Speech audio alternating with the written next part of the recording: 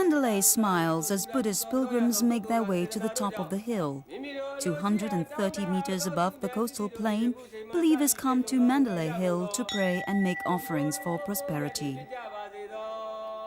According to legend, Buddha traveled to this hill and predicted a prosperous city would be built 24 centuries later. Indeed, in 1857, King Mindonmin moved his capital to this bend on the Irrawaddy River in the very center of Myanmar. Home to 1 million residents eager to improve their standards of living, it's a city on the move. Since borders with China opened and peace settlements made with minority regions, Mandalay has become a boom town. In Mandalay, Buddhism flourishes. More than half of the country's novice monks start here before leaving for temples all across the country. A rare view of the morning meal at Mandalay's largest seminary, Mahagandeo. 900 novices from 7 to 27 years old lined up to receive their rice and a few prepared dishes. They eat in complete silence. Soon they'll return to their studies, meditation and temple chores. Fasting takes place the rest of the day, and only water or weak tea is allowed. Away from this surreal world of monks, Mandalay Fort was constructed more than 100 years ago by King Mindonmin. Today, long after the passing of Mindonmin and World War II, lovers and friends set foot on the wall, looking for a little peace and privacy. As day passes into night, the hustle and bustle of Mandalay transform into a blissful sight.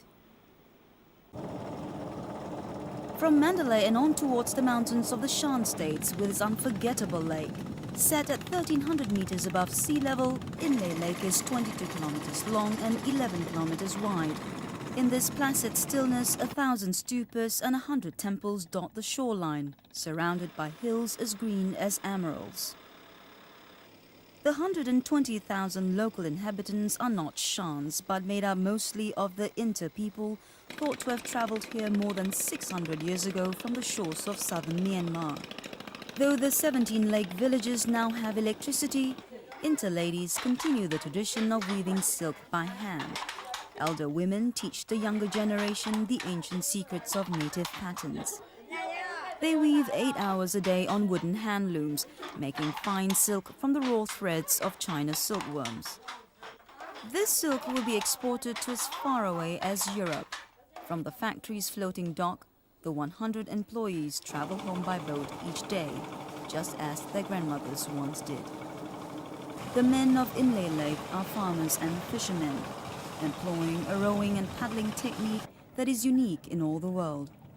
They propel their flat-bottom boats by standing on the stern, balanced on one leg. They wrap their free leg around the oar, using it as a lever to maneuver through the waters with one arm. This keeps one hand free to haul in a net full of fish or a big basket of tomatoes from their floating fields. Standing helps them better spot schools of fish and to guard against drifting into floating hyacinth plants which entangle boats like a fly in a spider's web. While livelihoods rely on the canals and waterways of Inle Lake, there's always time for even grown men to play.